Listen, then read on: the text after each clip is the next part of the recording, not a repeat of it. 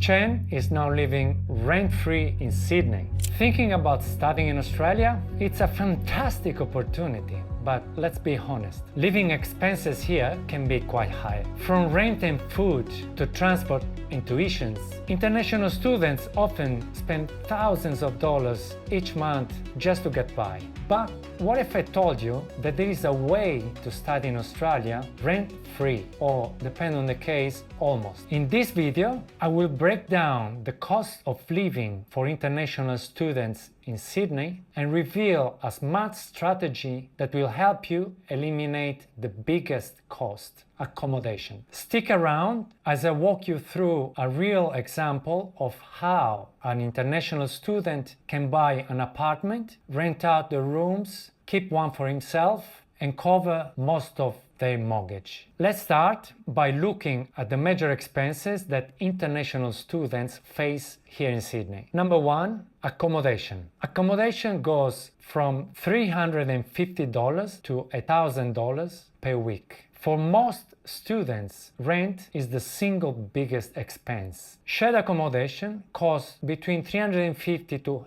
$800 per week, while a studio apartment or one bedroom in Sydney CBD or Sydney Fringe, it goes up to $1,000 per week. Number two, food and grocery. Cooking at home costs from $80 to $150 per week. Eating out frequently, that could push your expenses beyond $250 per week. Number three, transport. It can range from $30 to $50 per week. Sydney public transport system is very well connected. An Opal card for trains, buses, and ferries can cost from $30 to $50 per week. It depends on your commute. Number four, utilities and internet. Electricity, gas, water, internet, they're all utilities that go from $120 per month to $250 per month. Those costs are split in between the flatmates. Number five, entertainment and miscellaneous, $50 to $100 per week. Gym memberships, going out with friends,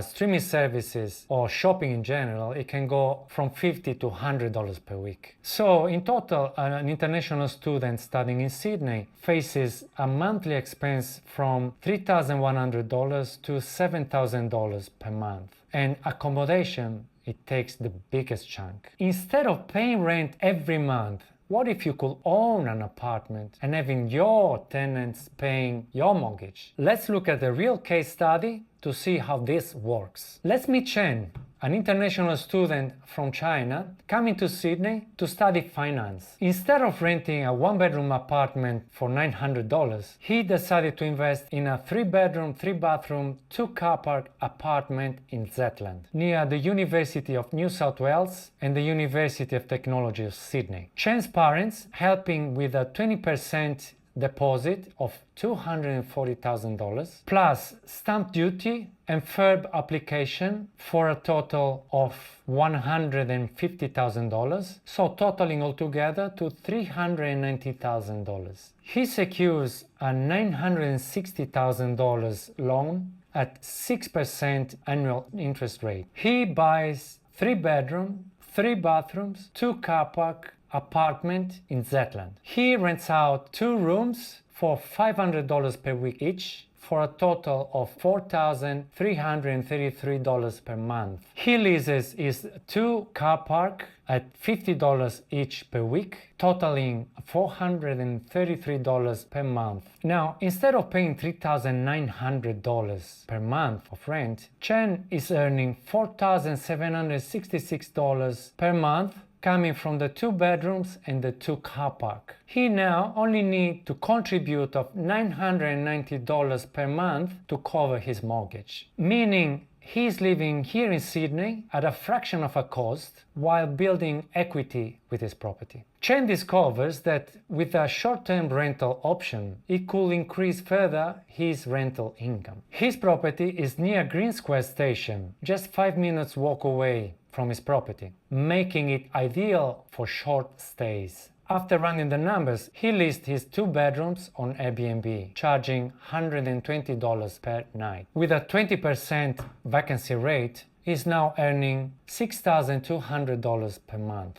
for a total income of $6,633 per month. Chen is now living rent-free in Sydney. So, what is the takeaway? Instead of paying the rent to the landlords, international students can use their family financial backing to acquire property, rent out the rooms, and use the rental income to repay the mortgage. It's a strategic way to study in Australia without worrying about paying rent.